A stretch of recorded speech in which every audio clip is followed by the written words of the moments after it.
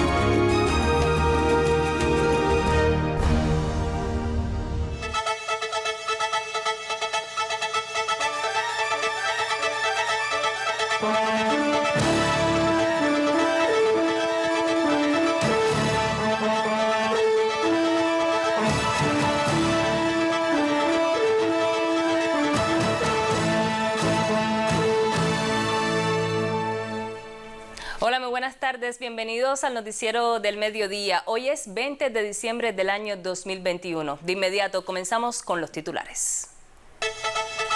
Debaten parlamentarios cubanos temas relacionados con el comercio, la inversión extranjera y la producción de alimentos.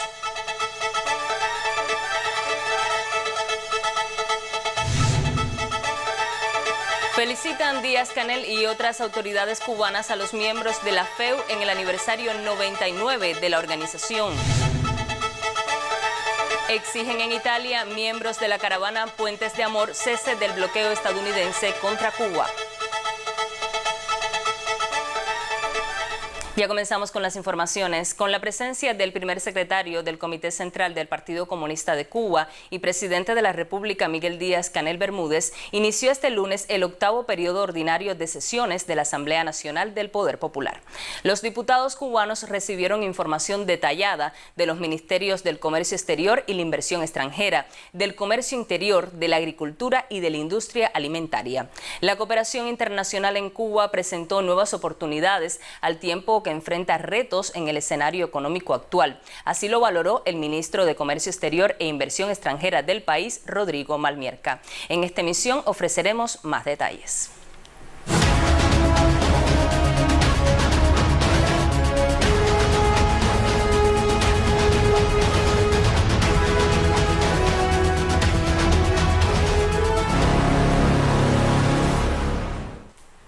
Y Cuba continúa mostrando un escenario favorable en el control de la COVID-19. Según el Ministerio de Salud Pública, en su análisis ofrecido este lunes, en la semana 50 se reportaron 401 muestras positivas. El doctor Francisco Durán García, director nacional de epidemiología, informó que en la semana 50 se registró un fallecido, hecho siempre lamentable, pero cifra que muestra el sostenido decrecimiento también en la mortalidad. Agregó el experto que fueron procesadas más de 123.000 muestras, resultando 401 positivas al virus, 37 menos que en la semana anterior.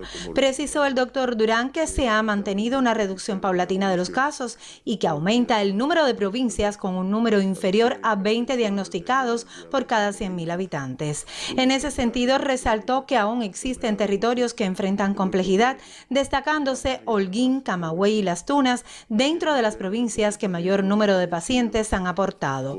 Al referirse a los casos importados, dijo que se aprecia un ligero incremento desde la semana 47 relacionado con el aumento de los viajeros y la detección gracias al protocolo internacional establecido ante la aparición de las nuevas variantes del SARS-CoV-2. En las edades pediátricas, afirmó que se evidenció una pequeña reducción de 54 casos en la semana 50 contra 58 de la anterior. El experto repasó el comportamiento del proceso de inmunización en Cuba, el que continúa favorablemente, aumentando el número de personas de la población vacunable y total que ya comienzan a recibir las dosis de refuerzo. Antes de culminar, se refirió nuevamente a los días festivos que se aproximan y alertó sobre el riesgo que persiste con la presencia del virus, así como de la necesidad de preservar lo alcanzado en el control de la pandemia. Niurka Damaris, Sistema Informativo de la Televisión Cubana. Más adelante en esta emisión conocerán de un proyecto que aboga por la capacitación tecnológica a empresas y campesinos líderes en la producción de alimentos. El periodista Ricardo Chacón Rubio ofrecerá los detalles.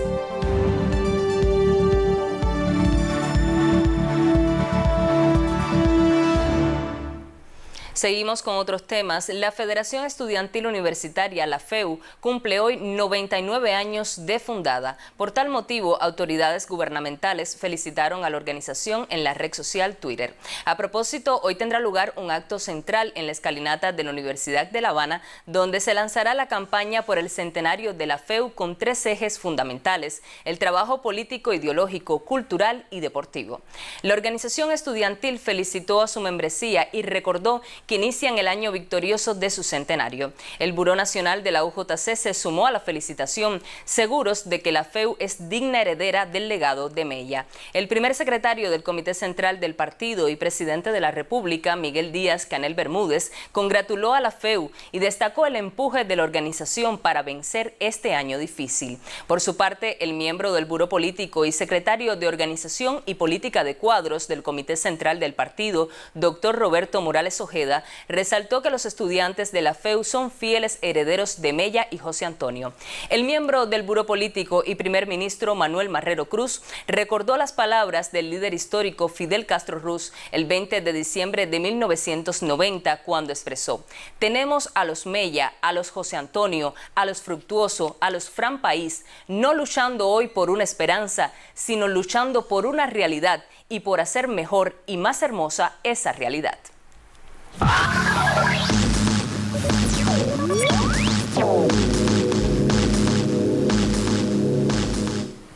Buenas tardes. Pese a los pronósticos que auguraban una jornada muy reñida, el abanderado de la coalición de izquierda Apruebo Dignidad, Gabriel Boric, de solo 35 años, ganó de manera rotunda las elecciones de este 19 de diciembre con el 55,86% de los votos, 11,6 puntos por encima de su rival, el ultraderechista José Antonio Kast, del Frente Social Cristiano. Al hablar ante una multitud reunida en el centro de Santiago de Chile, el presidente electo prometió defender el proceso constituyente porque por primera vez, dijo, se está escribiendo una carta magna de manera democrática y paritaria y con la participación de los pueblos indígenas. Entre las prioridades de su gobierno mencionó reformar el actual sistema de pensiones para otorgar retiros dignos a los jubilados, lograr un servicio universal de salud que no discrimine a ricos y pobres y una mejor distribución de la riqueza. Atender el problema de la vivienda, fortalecer la educación pública, aumentar los salarios de los trabajadores, combatir el narcotráfico y defender los derechos humanos figuran también dentro de sus prioridades. El presidente electo tendrá ante sí enormes desafíos y el primero de ellos es enfrentar las consecuencias económicas y sociales que ha dejado la pandemia de la COVID-19. Por cierto, ¿vieron ustedes algunos de los mensajes enviados por varios gobernantes latinoamericanos, entre ellos el del presidente de Cuba, Miguel Díaz-Canel Bermúdez, quien ratificó la voluntad de ampliar las relaciones bilaterales y de cooperación entre ambos pueblos y gobiernos? Vamos ahora a Panamá. A 32 años de la invasión militar de Estados Unidos a ese país centroamericano, un 20 de diciembre de 1989, se renueva el reclamo por rescatar la memoria histórica sobre aquel genocidio que violó la soberanía nacional.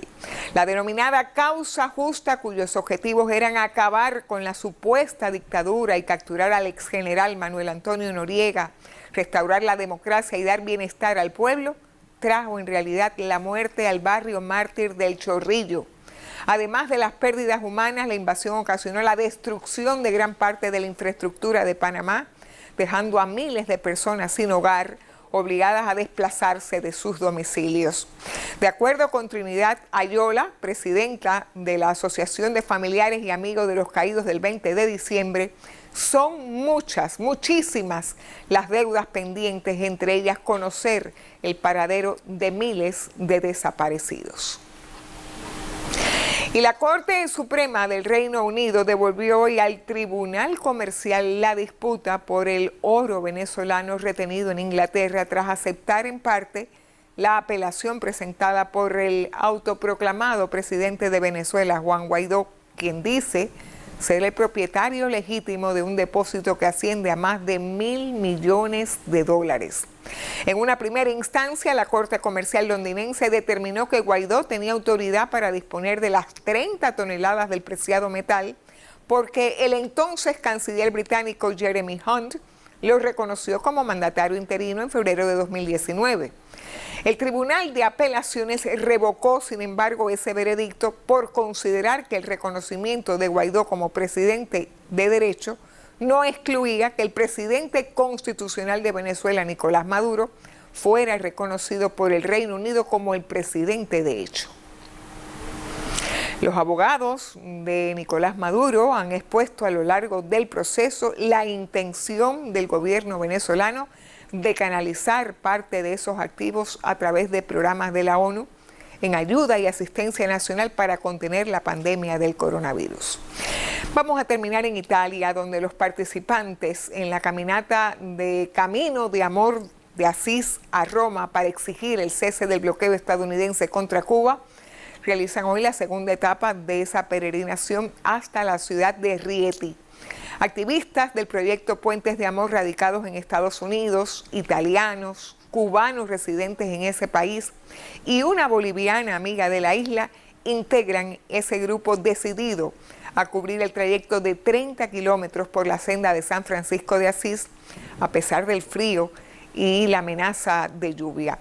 Vamos a escuchar las palabras del coordinador de Puentes de Amor, Carlos Lazo. Aquí estamos, a ver, un saludo a todos los hermanos, a todo el mundo.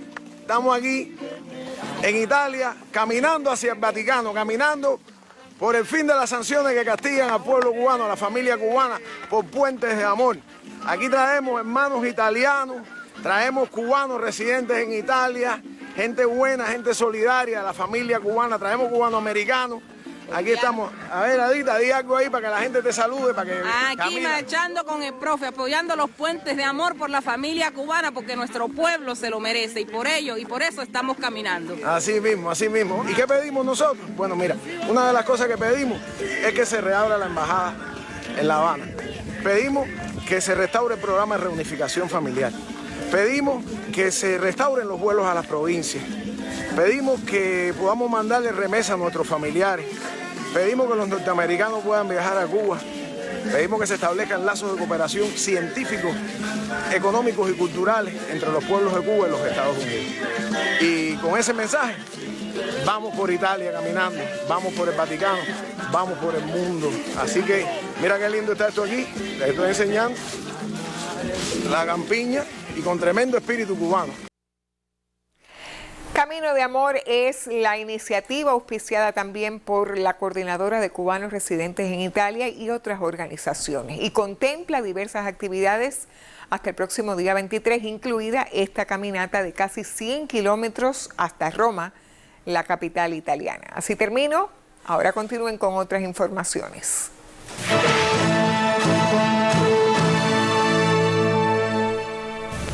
El proyecto para el mejoramiento del sistema de extensionismo agrario para la producción de granos básicos en Cuba, Segranos, intensifica sus actividades en el municipio de Contramaestre, mayor polo productivo en la provincia de Santiago de Cuba. Más información a través del reporte del periodista Ricardo Chacón Rubio.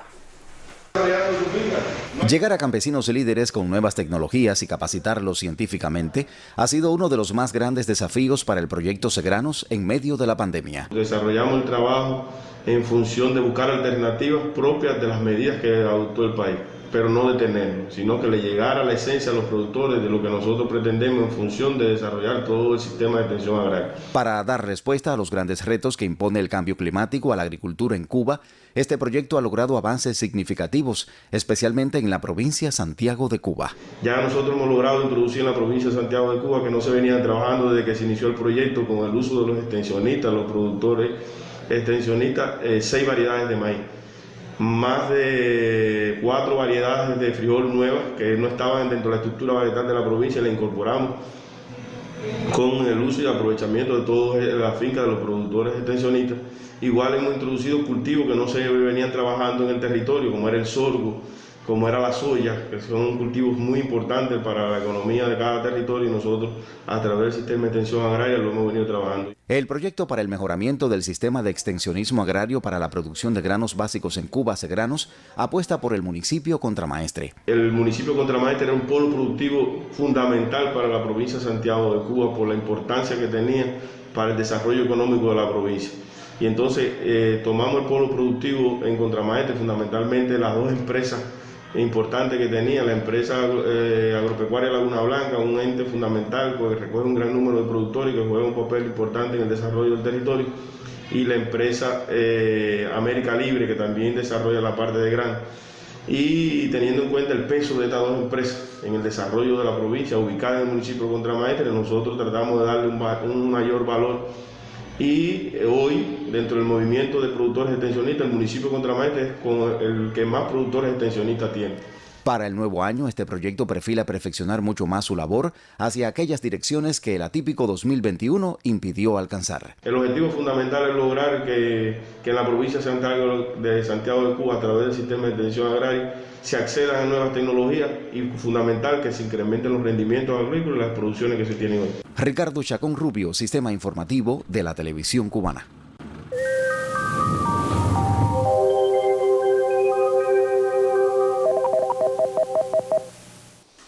Hola, ¿qué tal? Buenas tardes. Hemos tenido algunas lluvias en Pinar del Río debido al cruce de este sistema sobre esta parte del territorio nacional. Dejó lluvias en Guanes, donde marcó 70 milímetros, también 70 milímetros en la localidad del occidente del país, precisamente en Candelaria, Artemisa, 70 milímetros también. En Isabel Rubio, Pinar del Río, tuvimos 45 milímetros. Fíjense que el sistema pierde nublados ahora, estará transitando sobre el resto del país, pero sin menores consecuencias. Tenemos un frente frío que estará ya o está ya en el centro del Golfo de México, estará llegando al occidente en horas de la mañana del martes, incrementando los nublados primeramente por el occidente y después para el resto del territorio nacional. Dejará condiciones invernales para el resto de la semana.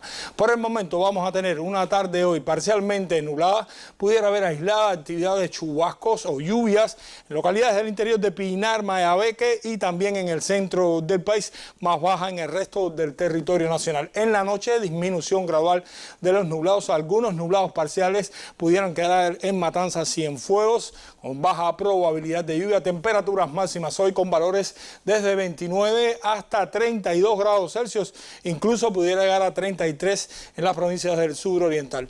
Los valores de temperatura en la noche, valores desde 22 hasta 24 grados Celsius en zonas costeras y de la parte oriental. Los vientos variables débiles y vamos a tener poco oleaje en ambos litorales orientales, más tranquila en el resto de los litorales. En resumen, mis amigos, una tarde con algo de calor, baja probabilidad de lluvia para todo el territorio nacional. Les deseo a todos que tengan una tarde muy feliz, cuídense mucho y hasta mañana.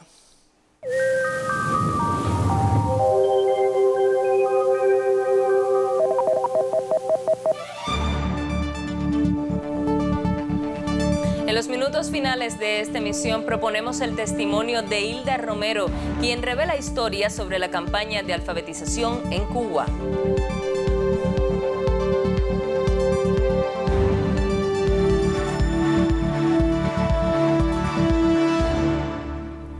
El primer secretario del partido y presidente de la República, Miguel Díaz Bermúdez, participó en la jornada previa al 8º periodo ordinario de sesiones de la Asamblea Nacional. En la jornada, los titulares de varios ministerios ofrecieron información a los diputados. Hacemos contacto ahora con nuestros enviados en el Palacio de Convenciones, que nos traen detalles del debate generado en torno a la inversión extranjera. Sí, muy buenas tardes. Efectivamente, esta mañana compareció ante los diputados de la Asamblea Nacional el ministro de Comercio Exterior y la Inversión Extranjera, Rodrigo Marmierca, para informar sobre el avance de este importante sector dentro de la economía cubana. El ministro aseguró que en los últimos 2 años la inversión extranjera ha visto una disminución en su implementación y desarrollo a causa de 2 factores externos fundamentales: la pandemia de la COVID y también el bloqueo con sus 243 medidas que complican un poco más el panorama exterior del comercio exterior cubano. Sin embargo, el ministro fue muy enfático en señalar las afectaciones que tiene la implementación de la inversión extranjera hacia el interior de nuestra economía. Habló de eliminar trabas y de agilizar aún más los trámites. Veamos un fragmento de su intervención. Sin embargo, ¿dónde tenemos los mayores demoras, los mayores problemas para que esta inversión extranjera camine con más agilidad en nuestro país? En la etapa de negociación y preparación de los expedientes. Ahí tenemos una deuda grande en los grupos negociadores que cada organismo y cada empresa selecciona para llevar a cabo estas gestiones con la parte extranjera. Preparación, pero no solo la preparación del personal, sino la preparación de la negociación en sí. Por su parte, el primer secretario del Partido Comunista de Cuba y presidente de la República, Miguel Díaz-Canel Bermúdez, se refirió a este importante tema y aseguró que es imprescindible agilizar los procesos de negociación, así como darle seguimiento a todas las etapas de implementación de la inversión extranjera. Veamos un fragmento. Hay que comprender, cada vez que logramos fomentar un proyecto de colaboración o un proyecto de inversión extranjera, por la importancia que tiene, es una cosa que hay que concretar en el menor tiempo posible, y eso lleva un seguimiento. Eso lleva un seguimiento. Y aquí en ese seguimiento hay 2 elementos de responsabilidad. El ministerio como tal tiene que lograr que se cumplan todas las funciones estatales. Ese es su principal rol como organismo de la Administración Central del Estado. Pero también todas las entidades que participan en los proyectos, al nivel que sea, tienen que trabajar en función de esto. Estas palabras generaron un amplio debate dentro de la sala plenaria de este Palacio de las Convenciones. Veamos algunos de los criterios expresados por los diputados y los ministros presentes esta mañana. Adelante. Y además de la agilidad del acompañamiento, vienen de un Estado diferente a hacer ejercicio del derecho cubano y de todas las normas y prerrogativas que nosotros tomamos para el otorgamiento de licencias, permisos y autorizaciones. Y esa carga burocrática, si no recibe un adecuado acompañamiento de todos los actores que intervienen a través de estos sistemas de ventanilla única, sencillamente el inversionista se desestimula, porque realmente todavía tiene el proceso una determinada carga burocrática necesaria para emprender la inversión. Pero también están los precios de los servicios de la construcción, la disponibilidad de materiales para la ejecución de la inversión en la fecha, en el tiempo y con la calidad requerida, que son elementos que retardan ese proceso. Y muchas veces, ¿qué sucede? Yo quiero o demando determinado producto y no quiero poner ejemplos para que nadie se sienta aludido, pero yo demando algo para hacer la inversión y quien me lo va a vender me dice, pero me lo tienes que ofertar, pedir un año antes para yo ponerlo en el balance del plan del año siguiente y entonces suministrártelo al año posterior. Y nos pasamos 2 años jugando con la posibilidad de vender un producto desde Cuba que va a servir para ese proceso inversionista. Yo me pregunto que si en 14 años de entrada en vigor esta ley no han sido tiempo suficiente para dar al traste con esta situación y hasta cuándo la vamos a seguir presentando. La vida nos ha dicho que no es un complemento, es una necesidad de primer orden su desarrollo. Pero para ello tenemos que transformarlo, pero transformarlo para más eficiencia, para más desarrollo, con más agilidad, sin burocracia, cambiando, como aquí se ha dicho, la mentalidad y ver esto como una necesidad de primer orden del país. ¿Dónde transita las dificultades que nosotros vemos cuando los proyectos provienen o las propuestas de proyectos provienen de los niveles superiores y que no toda la información y la concepción del proyecto llega a la base? Y creo que es ahí a donde va nuestra sugerencia de implicar a todos los factores hasta la base en la concepción de esos proyectos y en la retroalimentación que debe de existir de por dónde avanzan esos proyectos. No basta solo con ver el monto de inversión que se invierte, ese no es el verdadero propósito, ese no es el fin por sí mismo. Si vamos a invertir tantos millones, no. ¿Qué valor agregado le da a la economía y cómo nos preparamos nosotros para poder utilizar más eficientemente esos recursos hacia lo interno del país? La inversión extranjera en Cuba continuará desarrollándose sobre la base de la soberanía y en los sectores de la economía que sean prioridad para el beneficio de toda la población. El ministro Marmierca también aseguró que se trabaja en potenciar los proyectos locales con un impacto directo en la oferta de bienes y servicios. Es todo lo que puedo informar por ahora. Fue un reporte de Lisandra Sesto para el Sistema Informativo de la Televisión Cubana. Buenas tardes. Gracias, Lisandra, por este contacto informativo para nuestra emisión. Nosotros continuamos con otras informaciones. Como parte del programa de reanimación de las serranías guantanameras, se acomete un plan de mantenimiento de los viales que entrelazan a las comunidades ubicadas en las zonas intrincadas del Plan Turquino. Por estos días, las montañas del municipio guantanamero de Yateras se estremecen para bien. Máquinas y hombres emprenden una importante tarea. Es un trabajo muy difícil. La gente aquí ha trabajado duramente. Empezamos a trabajar aquí 6:30 de la mañana, estamos aquí ya. Y eso es lo que oscurece. Por tal de darle vía a la zona de Palenque, San Rafael Dos Ríos Coavita, que es una zona muy cafetalera, donde los campesinos aquí pasan mucho trabajo para sacar la mercancía de acá arriba. Pertenecen a la unidad empresarial de base Desmonte y Construcción, ubicada en el Grupo Empresarial de Logística del Ministerio de la Agricultura en la Oriental Provincia. Eso requiere de grandes esfuerzos. Es un esfuerzo muy grande. Imagínense que aquí estamos que llueve, aquí estamos, como usted lo ve, en tremendo fanguero, tremendo cosa, pero hay que seguir para adelante y haciendo la tarea. Darle un buen regalo a los pobladores de la montaña ahora para fin de año. Positivamente. Ellos están muy contentos con el trabajo, porque son caminos que están abandonados hace más de 30 años que esos caminos se tocaban. Y al ver la tarea que nosotros estamos haciendo eso allí, los campesinos están muy contentos con el trabajo que se está haciendo aquí. Se cumple así con el llamado de reanimar las montañas, de las cuales los guantanameros estamos orgullosos. Mejías Osorio, Sistema Informativo de la Televisión Cubana.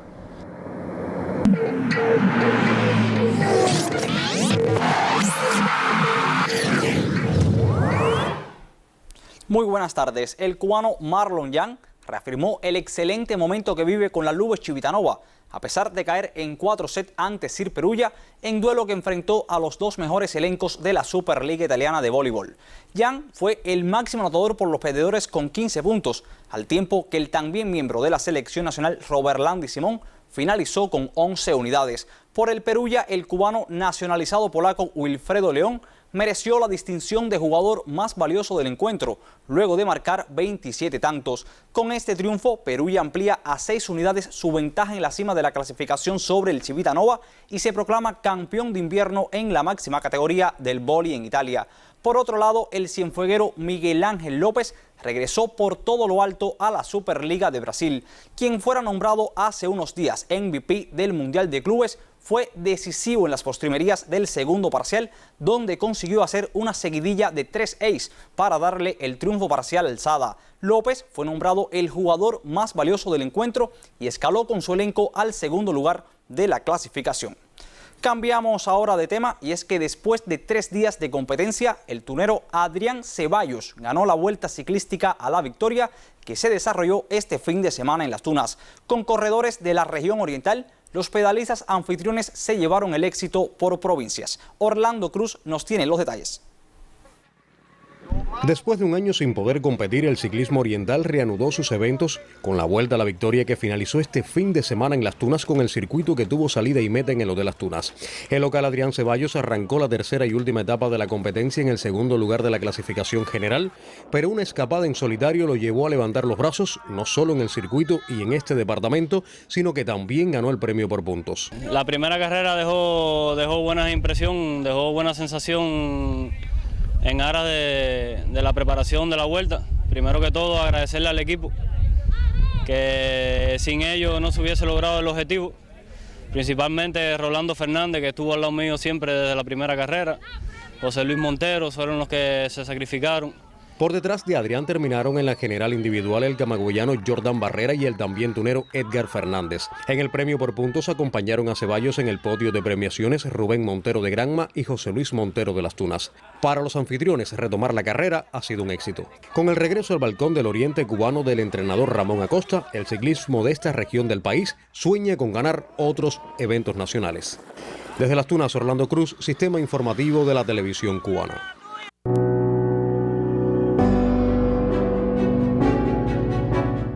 Salto de aquel fue del vedado a la gloria.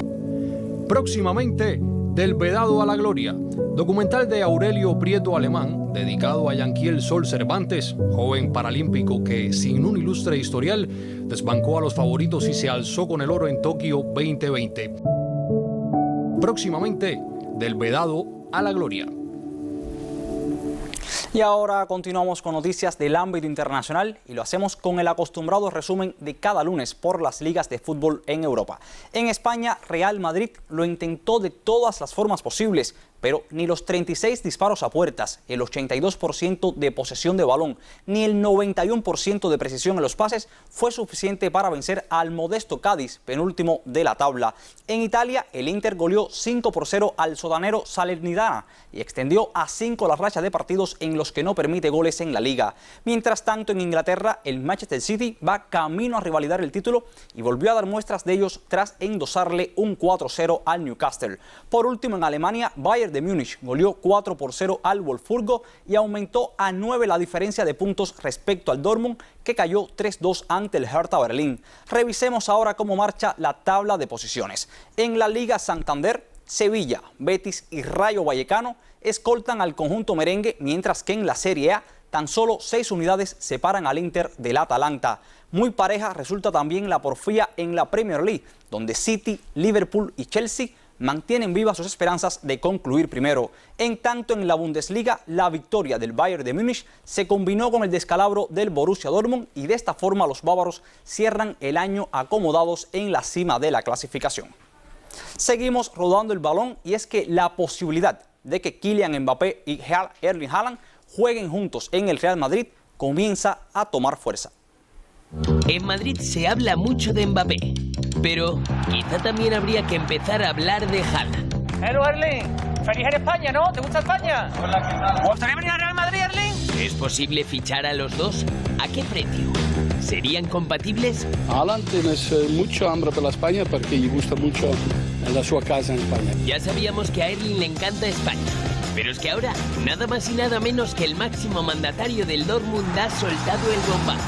El Real Madrid está muy interesado en él. Y por si esto no les parece suficiente, todavía hay más. Michael Zorc, el director deportivo, afirma que bajo ciertas condiciones, Erling podría cambiar de equipo. Condiciones que seguramente sean muy caras. Si bien es cierto que ambos dirigentes afirmaron que les gustaría retener a Haaland, también es cierto que públicamente le están abriendo la puerta de salida y además especificando el posible destino. Todo esto solo unos días después de la llamativa imagen en el Signal Iduna Park, que a muchos les sonó a despedida. Además, el Dortmund ha confirmado que en las próximas semanas se reunirá con Rayola, el hombre en cuyas manos está el futuro del delantero por el que, según el mandamás de su actual club, el Real Madrid está muy interesado. Y del mundo del tenis es noticia que el español Rafael Nadal dio positivo a la COVID-19 tras regresar de jugar en los Emiratos Árabes. Rafa Nadal ha dado positivo por COVID-19 tras disputar el torneo de exhibición de Abu Dhabi. Tanto allí como en Kuwait, el tenista pasó controles cada 2 días y todos habían sido negativos. Con este tuit ha anunciado que se ha contagiado. Después de más de 4 meses, Nadal reaparecía en el torneo Mubadala de Abu Dhabi e inauguraba una academia en Kuwait, donde se ha enfrentado a David Ferrer. En enero tenía previsto jugar el torneo de Melbourne y el Abierto de Australia. Ahora está confinado en casa y tendrá que adaptar el calendario a la evolución de su enfermedad. Y hoy también es noticia la victoria de la selección femenina de Noruega ante Francia en la final del Mundial de Balonmano. Y la Federación Internacional de Natación anunció una nueva era en los deportes acuáticos. Y de esta forma estamos poniendo punto final a este tiempo con los deportes. Tenga usted muy buenas tardes. Muy buenas tardes también para ti, Gotay. Avanzamos con temas del ámbito internacional. El aumento de la pobreza y la creciente desigualdad en la distribución del ingreso en América Latina, así como la preocupación de las autoridades europeas por las afectaciones que causa a la economía del viejo continente la pandemia de la COVID-19, son los temas de algunas de las noticias del ámbito económico internacional que amplía a continuación el periodista Néstor Pardiño.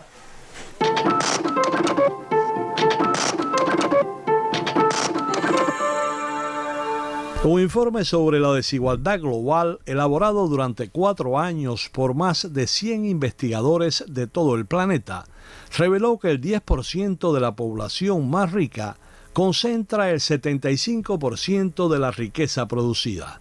El mismo estudio señala que mientras el 50% de los seres humanos apenas poseen el 2% de todo lo que se crea. De acuerdo con el reporte, conocido como Informe sobre Desigualdad Mundial, América Latina es la tercera región más desigual a escala planetaria, antecedida por el norte de África y Oriente Medio. La investigación precisa que Brasil es el país latinoamericano con mayor desigualdad. El canal de Suez ingresó $6.000 millones este año, una cifra récord en la historia, reveló una fuente oficial egipcia. Hace unas semanas, la autoridad del canal de Suez anunció que a partir de febrero próximo elevará las tarifas de peaje en un 6% a los buques que naveguen por esa vía acuática, por donde transita el 10% del comercio marítimo internacional. Construida hace más de 150 años, esta obra artificial navegable conecta los mares Mediterráneo y Rojo. Autoridades de la Comisión Europea se mostraron pesimistas por el creciente impacto de la COVID-19 en la economía de ese continente. Otra de las incertidumbres que acechan a la Unión Europea es la situación energética, con el precio del gas en máximos históricos y su reflejo automático en la factura eléctrica de los consumidores. El responsable de la política exterior de la Unión Europea, Josep Borrell, alertó sobre los peligros que se ciernen sobre el llamado estado de bienestar en el viejo continente. Néstor Pardiño, Sistema Informativo de la Televisión Cubana.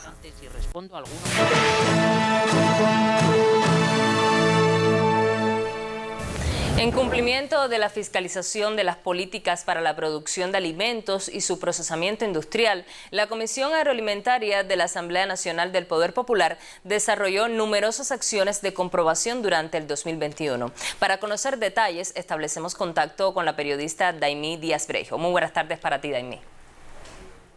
Sí, gracias. Continuamos reportando desde el Palacio de Convenciones, donde hoy los diputados reciben información actualizada sobre la gestión de varios organismos de la Administración Central del Estado, en particular el Ministerio de la Agricultura y de la Industria Alimentaria.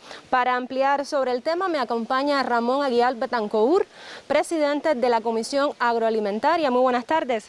Buenas tardes. Ramón, ¿cuáles han sido las prioridades del trabajo de la Comisión en este periodo? Bien, las prioridades del trabajo de la Comisión durante el año 2021 han estado concentradas en primer lugar en comprobar la implementación de la estrategia económica y social aprobada por el Gobierno para los organismos objeto de atención de la Comisión. En particular, hemos evaluado el impacto de la tarea de ordenamiento en el sistema empresarial de estos organismos, que como media general ha estado caracterizado por debilidades todavía en el proceso de contratación económica. Llámese el proceso de contratación de las principales materias primas para el caso del Ministerio de la Industria Alimentaria y el Grupo Empresarial Azucarero, la caña de azúcar, el impacto que ha tenido la formación de los precios en los resultados económicos del sistema empresarial, fundamentalmente algunos productos que tienen un compromiso con la canasta básica, como es el tema de la leche fluida, el yogur de soya, que ha habido desviaciones en la formación de los precios y que eso ha impactado negativamente en el resultado económico de las empresas y también, como es lógico, en el resultado del salario de los trabajadores en esos colectivos. Posterior a la aprobación en el mes de abril por el Buró Político de las 63 medidas que dinamizan el sector agropecuario, nos hemos concentrado en cómo se ha ido implementando esas medidas en la base y cómo el sistema de trabajo de los organismos que participan en su implementación se vinculan directamente con el productor. Hay un estado de opinión muy positivo, eso se puede palpar en el cumplimiento de las campañas de siembra. Hay una mayor presencia de productos agropecuarios en los mercados, aunque todavía no satisface la demanda, lo que eso origina, como es lógico, a que todavía los precios minoristas de la población no estén acorde con las posibilidades, o sea, con el poder adquisitivo que tiene nuestra población. Tema a seguir trabajando. En ese sentido, los debates ayer fueron muy intensos. Ahí nos referimos fundamentalmente al tema de la calidad de los procesos de contratación económica, que donde debe haber una participación mayor de la empresa estatal socialista como regulador después del mercado, porque cuando la empresa o el productor primario participa más directamente en la comercialización, hay menos intermediarios y evidentemente eso impacta en los precios minoristas de la población. Eso fue un tema evaluado. Evaluamos que todavía falta vínculo directo con el productor de las instituciones bancarias, del seguro agropecuario, para que tenga una mayor participación en las medidas aprobadas. Estamos refiriendo, bueno, una de las medidas es la creación del Banco de Fomento Agropecuario y todavía podemos decir así, no hay una expresión total de que los productores accedan a ese financiamiento. Hay desconocimiento, que el desconocimiento parte porque los que tienen la responsabilidad de implementarlo no tienen esa efectiva vinculación que te comentaba. Igual pasa con el tema de la entrega de tierra. Hay lentitud, hay morosidad en los procesos agrarios para otorgar la tierra ociosa en usufructo, fundamentalmente una figura que ha estado creciendo durante estos años, que es el tenedor de ganado sin tierra. Ha sido un rico y fructífero intercambio de todos los organismos que ayer participaron, o sea, los 3 organismos de objeto de atención por la comisión, ayer participaron en los debates de la comisión y te reitero, fue un fructífero y rico intercambio. Pues muchísimas gracias, Ramón, por sus consideraciones. Usted manténgase junto a nosotros, pues en próximos espacios del sistema informativo daremos continuidad a estos temas. Muy buenas tardes. Muy buenas tardes también para ti, Daimi. Y la FEU, como ya decíamos, cumple 99 años y avanza hacia su centenario comprometida en respaldar y aportar a las transformaciones que vive la sociedad cubana. Así lo reconocieron las autoridades gubernamentales que felicitaron hoy a la organización estudiantil. En la red social Twitter, el miembro del secretariado del Comité Central del partido, Rogelio Polanco Fuentes, expresó el orgullo de haber integrado las filas de la FEU y lo que reconforta sentirla vital y en la vanguardia. Asimismo, transmitieron su felicitación a la organización estudiantil, el miembro del secretariado y jefe del Departamento de Atención al Sector Social del Comité Central del partido, Jorge Luis Broche Lorenzo, la ministra de Educación, Enaelsa Velázquez Coviella, y el ministro de Salud Pública, José Ángel Portal Miranda. En la FEU confían y reconocen a los hombres y mujeres que defienden la obra de la revolución, los que son el presente y el futuro inmediato de la patria. Y a propósito, el acto central por el aniversario 99 de la Federación Estudiantil Universitaria, que tendrá lugar en la escalinata de la Universidad de La Habana, será transmitido en vivo a las 7 de la noche por el canal educativo. En la cita lanzarán la campaña por el centenario de la FEU con 3 ejes fundamentales: el trabajo político, ideológico, cultural y deportivo. Y muy a propósito, recordar a Rubén Martínez Villena en un nuevo aniversario de su natalicio permite acercarse a una vida corta y fecunda. Desde Artemisa, el periodista Reinier del Pino nos acerca a la trayectoria de este revolucionario imprescindible. No es casual que la fecha en la que la FEU y Rubén llegaron al mundo sea la misma. Vino la fuerza estudiantil con mucho de su impronta y ante las garras del asno dictador, su voz se levantó para defenderla, como su poesía para cantar la gesta necesaria o su reclamo ante el negocio del convento. Se hace difícil pensarlo enfermo cuando dejó tan grande huella en su tiempo y sus pulmones débiles se llenaron de aire organizando huelgas y haciéndole a la patria más espacioso el camino hacia la libertad. Supo de minorías y en el ejemplo de Fernando Ortiz, de quien fue secretario, comprendió que era vana la intelectualidad si no estaba al servicio de una Cuba distinta. Rubén, con una vida de apenas 35 años y fundador de una universidad con nombre de pueblo y apostolado por el conocimiento colectivo.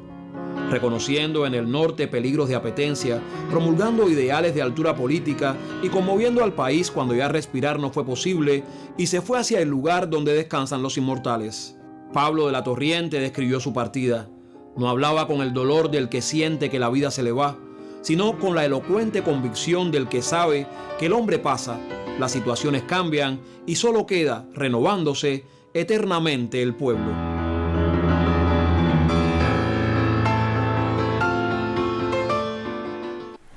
Muchas historias quedan aún por contar de la campaña de alfabetización, un suceso que cumple 60 años. Hoy le proponemos el testimonio de Hilda Romero, quien era entonces una joven capitalina que presenció la entrada a La Habana de Fidel y los rebeldes en enero de 1959. Que había miedo que... A pesar de sus 78 años, Hilda Romero tiene una memoria prodigiosa.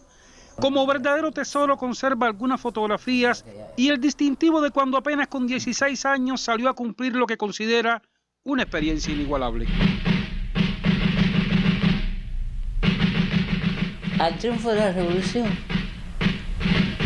mi generación, mucha gente de mi generación de La Habana, nos quedamos impactados cuando bajaron los rebeldes, aquellos barbudos, aquellos hombres que venían de las montañas a haber luchado en la sierra. Y realmente aquello nos impactó. La campaña de alfabetización en Cuba fue de las primeras grandes proezas realizadas por los jóvenes de entonces. Muchachas como Hilda abandonaron la comodidad de su vida citadina para comprobar la realidad de la otra Cuba que no conocían. Resultado de ese atraso en que vivía el campo cubano fue su primera experiencia con el hombre que la debía recibir en la vivienda donde fue asignada. Aquella primera casa que nos ubicaron, que me ubicaron a mí, no me dejaron ni entrar. El hombre sacó su taburete, lo recostó a la casa, se sentó y dijo que no, que mujer no, que lo que había dicho que albergaba era un hombre. Y allí tuve que esperar a que me volvieran a recoger y me ubicaran en otra casa. El año 1961 fue decisivo en las transformaciones sociales y económicas que se pretendían hacer en el país. Y en medio de ello no se detuvo el empeño de que todos aprendieran a leer y a escribir. Lee, decía Fidel. Entonces, era estratégico. Fíjate que no se paró.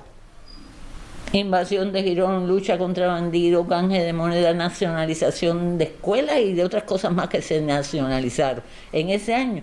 Y no se paró el proceso de la alfabetización. No se paró. No se paró. Falta mucho por decir de la campaña de alfabetización, porque era mucho más que enseñar a leer y escribir. Era sobre todo abrir ese camino del conocimiento que sabemos cómo y cuándo inicia, pero no cuándo termina. Una experiencia inigualable. Una experiencia inigualable. En la isla, Noel Otaño, Sistema Informativo de la Televisión Cubana.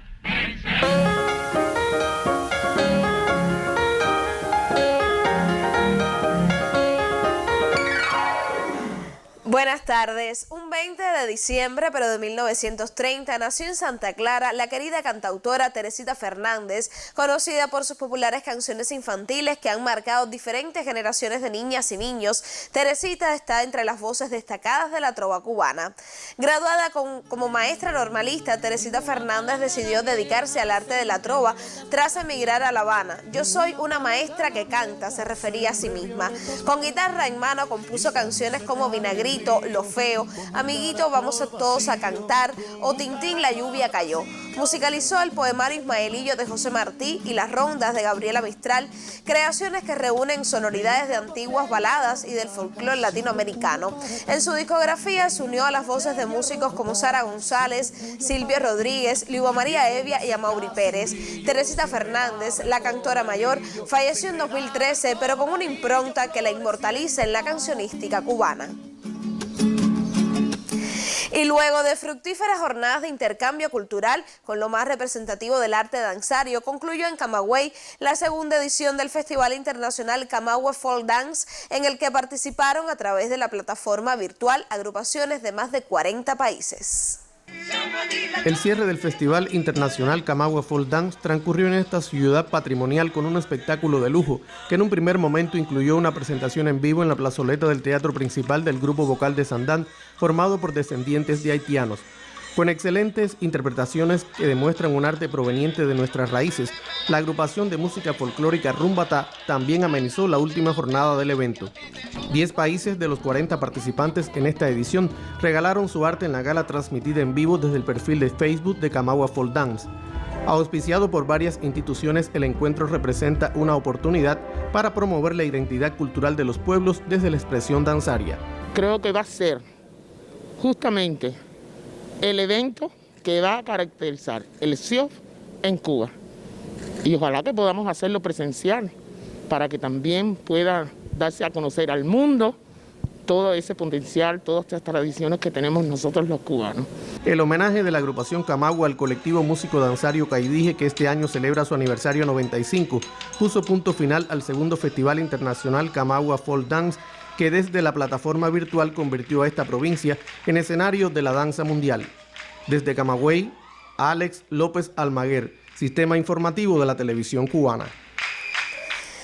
Y del ámbito internacional le comento que el cantautor español José Luis Perales, quien desparramó sus baladas de amor por medio mundo y ahora, tras 50 años de carrera, se despide de los escenarios. Lo hará con una gira por toda España y parte de América Latina. El itinerario de los shows, los últimos, según el propio cantante, ya tienen fechas confirmadas en ciudades como Santiago de Chile, Córdoba y Buenos Aires, entre otras. José Luis Perales, quien ha pasado a formar parte de la memoria colectiva, nació en 1940. Seguimos con otras noticias. El reconocido músico cubano Carlos Alfonso, director del grupo Síntesis, tenía solo 11 años cuando viajó a Jibara y se convirtió en maestro. A esa experiencia como docente se acerca el siguiente material que da continuidad a la serie de reportajes iniciada recientemente por las emisiones del sistema informativo sobre la participación de artistas en la campaña de alfabetización, uno de los sucesos más trascendentes en la historia de Cuba. Carlos Alfonso narra la vida a través de los sonidos. Su pasión por la música lo llevó a fundar hace 45 años el grupo Síntesis.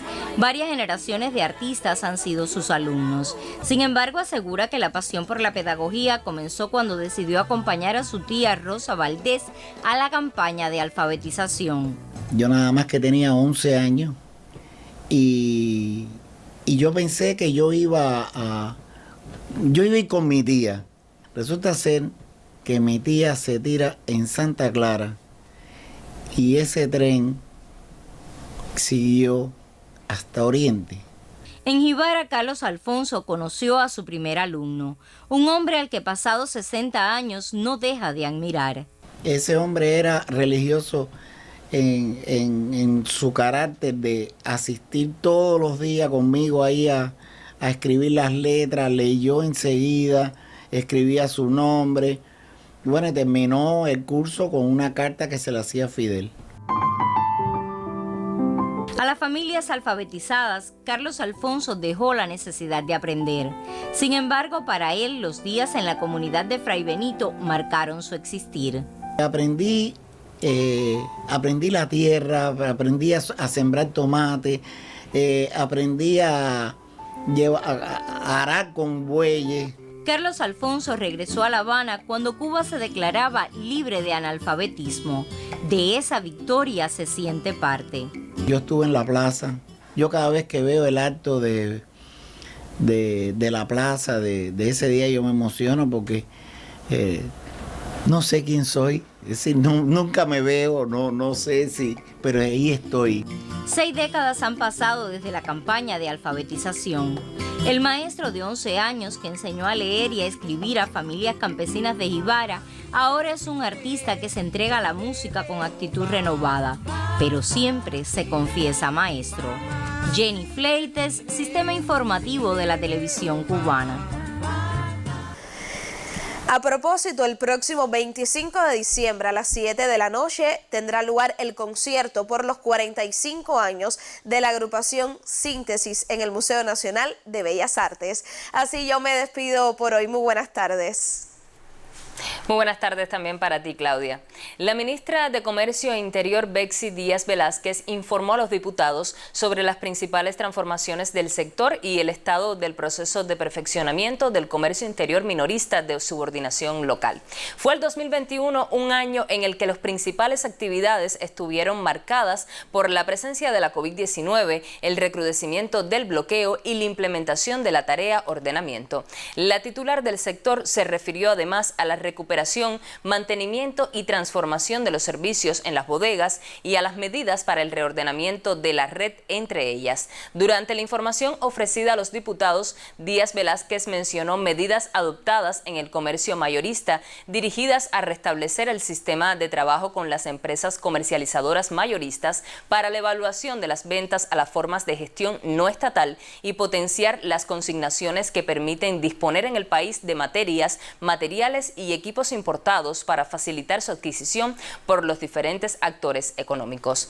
En el año 2022, el comercio interior tiene como prioridades implementar sistemas de trabajo de gestión de la calidad que impacten en los servicios y la inocuidad de los alimentos, consolidar los modelos de gestión y avanzar en las acciones previstas en el orden estructural, funcional, contable y financiero.